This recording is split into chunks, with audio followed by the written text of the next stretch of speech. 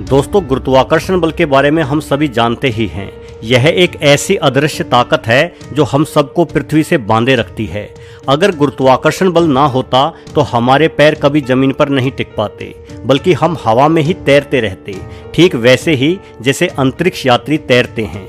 वास्तव में बगैर गुरुत्वाकर्षण बल यानी ग्रेविटी के ना हमारे शरीर का निर्माण होता और ना ही पृथ्वी का। सबसे पहले न्यूटन ने हमें ग्रेविटी के बारे में बताया। न्यूटन ने बताया कि जिस वस्तु का द्रव्यमान जितना अधिक होगा उसका गुरुत्वाकर्षण बल भी उतना ही अधिक होगा। पृथ्वी का द्रव्यमान हम मनुष्यों और सभी अन्य जीवों से अधिक है, इसलिए पृथ्वी का गुरुत्वाकर्षण बल भी हमसे अधिक है। वहीं सूर्य का द्रव्यमान पृथ्वी से अधिक है, जिस कारण पृथ्वी सूर्य की परिक्रमा करती है। हालांकि न्यूटन ने हमें ग्रेविटी से अवगत जरूर कराया था, लेकिन न्यूटन ये नहीं समझा पाए थे कि ये ताकत यानी ग्रेविटी उत्पन्न कैसे होती है। सर्वप्रथम आइंस्टाइन ने ही पूर्ण रूप से गुरुत्वाकर्षण बल की व्याख्या की थी। आइंस्टाइन के अनुसार दिशाओं की तरह समय भी एक आयाम है और गुरुत्वाकर्षण बल कोई बल नहीं बल्कि स्पेस टाइम में आए बदलाव का ही नतीजा है। इसे एक आसान उदाहरण से समझा जा सकता है। अगर आप चारों ओर बंधे किसी कपड़े पर कोई गेंद डालोगे तो गेंद के प्रभाव से वो कपड़ा नीचे की तरफ धंस जाएगा। ठीक ऐसे ही चादर के समान चारों ओर स्पेस टाइम फैला हुआ है। कोई भी पिंड या ग्रह गेंद की तरह ही स्पेस टाइम में मरोड़ पैदा कर देता है। इस मरोड़ को ही हम गुरुत्वाकर्षण बल के नाम से जानते हैं। सिर्फ ग्रह ही नहीं बल्कि हर एक पदार्थ स्पेस टाइम पर असर डालता है। इसी वजह से हर वस्तु दूसरी वस्तु को अपनी ओर खींचती है। दोस्तों, गुरुत्वाकर्षण बल के कारण ही पृथ्वी पर हवा है और जीवन चल रहा है। अगर पृथ्वी से ग्रेविटी खत्म हो जाए तो हमारा वायुमंडल ही अंतरिक्ष में विलुप्त हो जाएगा। शायद इंसान कृत्रिम ऑक्सीजन की सहायता से जीने की कोशिश कर सकता है, लेकिन बिना ग्रेविटी के हमारी हड्डियों का घनत्व तो कम होने लगेगा, क्योंकि तब हमारी हड्डियों पर कोई बाहरी दबाव नहीं होगा, जिस वजह से हमारा शरीर हड्डियों को मजबूत बनाए रखने के कार्य को छोड़ देगा। यही घटना हमारी मांसपेशियों के साथ भी घटेगी। हमारी मांसपेशियां तेजी से कमजोर होने लगेगी। हमारा दिल जो हर रोज हजारों लीटर खून पंप करता है, गुरुत्वाकर्षण बल के बिना हमारा दिल सिर्फ दिमाग और छाती को ही खून पहुंचा पाएगा। बगैर ग्रेविटी के हमारी टांगों को खून नहीं मिल पाएगा और हमारे पूरे शरीर का ही संतुलन बिगड़ जाएगा। खैर, ग्रेविटी के बगैर तो हमारी पृथ्वी ही टुकड़ों में बदलकर अंतरिक्ष में बह जाएगी। यानी गुरुत्वाकर्षण बल के बगैर जीवन के बारे में सोचना ही फिजूल का ख्याल है।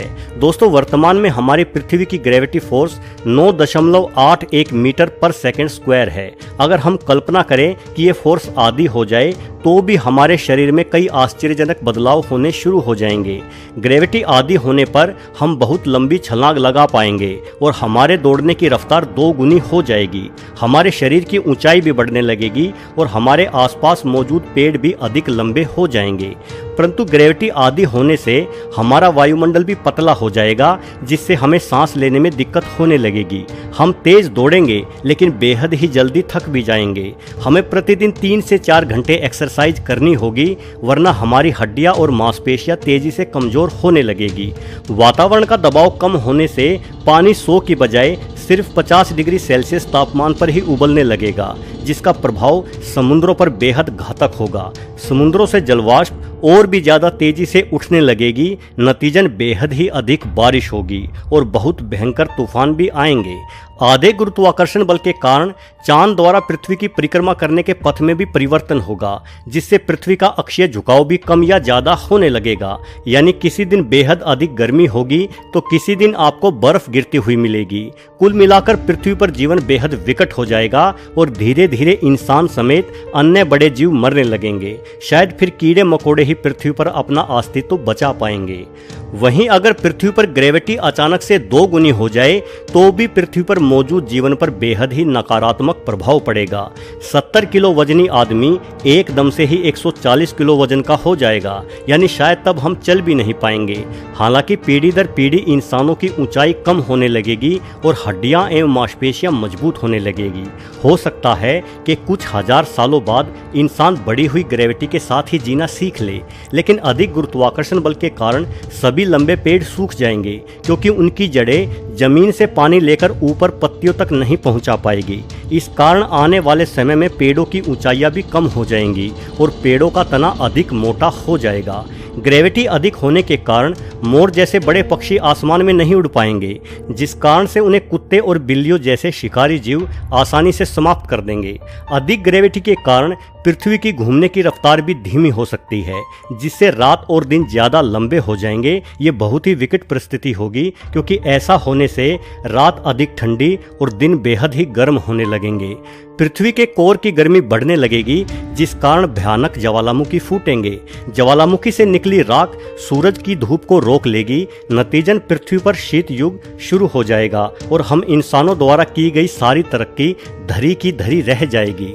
पृथ्वी का वातावरण बेहद सघन और भारी हो जाएगा और पानी के उबलने का तापमान 2 गुना यानी 200 डिग्री सेल्सियस तक होगा। यानी समुद्रों का पानी भाप में नहीं बदल पाएगा, जिस वजह से पृथ्वी पर बारिश भी नहीं हो पाएगी और बिना वर्षा के तो जीवन मुमकिन हो ही नहीं सकता। सारे पेड़ पौधे सूखने लगेंगे। पृथ्वी की बढ़ी हुई ग्रेविटी का प्रभाव चांद पर भी होगा।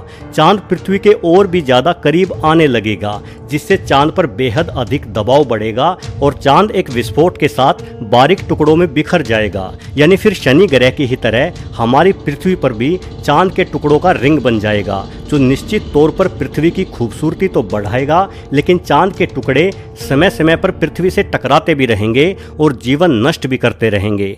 दोस्तों, देखा जाए तो हमारी पृथ्वी की सूर्य से दूरी और गुरुत्वाकर्षण बल सब कुछ बिल्कुल आदर्श है। ये आदर्श परिस्थितियां ही इस नीले ग्रह में जान डालती हैं। हमारा विकास और जन्म हमारी वर्तमान ग्रेविटी फोर्स के साथ ही हुआ है और इसमें कोई भी बदलाव हमारे द्वारा सहन नहीं हो सकेगा। पृथ्वी पर जन्मे जीवन के पीछे कई सारे बड़े और विशिष्ट कारण हैं। शायद यही वजह है कि आज तक हम पृथ्वी जैसा ग्रह अपने ब्रह्मांड में नहीं खोज पाए हैं। वीडियो को आखिरी तक देखने के लिए आपका बहुत बहुत धन्यवाद।